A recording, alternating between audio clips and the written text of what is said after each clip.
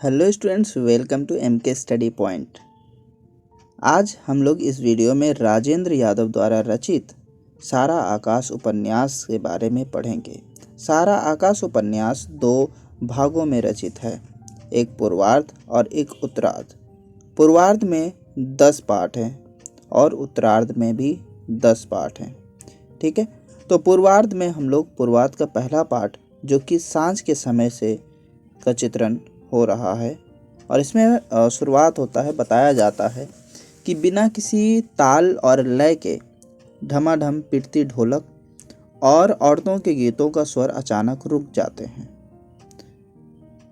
सभी लोग पूछते हैं क्या हुआ, और पूछती हुई सारी औरतें, बच्चे गली वाले जंगले और छज्जों पर से झांक कर देखने लगे। नीचे फाटक पर नाचते और ताली बजाते हिजड़े आए, जियो रे लाला और आलाप भूलकर ऊपर की ओर झांकने लगे। गली के पार ठीक हमारे घर के सामने वाले सांवल की बहू मिट्टी का तेल डालकर कोठरी में जलकर मर गई। किवाड़ तोड़ते लोग अंदर गए, लेकिन तब तक उसके प्राण पखेरु उड़ चुके थे। बड़ी चीख पुकार हुई, लोग चिल्लाने लगे और भाग दौड़ मच गई थी। लाख समर अपने को विश्वास दिलाता था कि आज उसकी सुहागरात है, लेकिन उसे विश्वास नहीं होता था। देश को साहसी और कर्मठ युवकों की जरूरत है, तो इसका नारा देने वाला यह युवक भी अब चौपाया हो गया था, है ना, क्योंकि बहुत साहसी था। समर एक कर्मठ कार्य करता है। वह 2 हफ्तों से शाखा नहीं गया है, अपने काम पर नहीं गया और अपने साथियों से आँख चुराता फिर रहा है। वह मंदिर की ओर जा रहा है, वहाँ बैठकर शांति का अनुभव करेगा। वह अपनी शादी के दृश्य को याद करता है, उस नज़ारों को याद करता है। वह एक निम्न मध्यवर्गीय परिवार का दूसरा लड़का है। उसके संयुक्त परिवार में माता, पिता, विवाहित बड़ा भाई, 2 छोटे भाई और एक विवाहित बहन जो ससुराल के अत्याचारों से पीड़ित होकर, परेशान होकर अपने मायके में रह रही है। अब वो ससुराल नहीं जाती है। वह एक लड़की से बचते हुए आगे बढ़ा। सामने फिर लड़का आता है, उसका दोस्त, उससे भी बचते हुए वो आगे निकल जाता है। वह सोचता है कि कैसा बोझिला प्रारंभ है जिंदगी का प्रारंभ बहुत ही बोझिला लगता है उसे। वह अभी इंटर में पढ़ रहा है। उसके मन के खिलाफ उसकी शादी कर दी गई थी।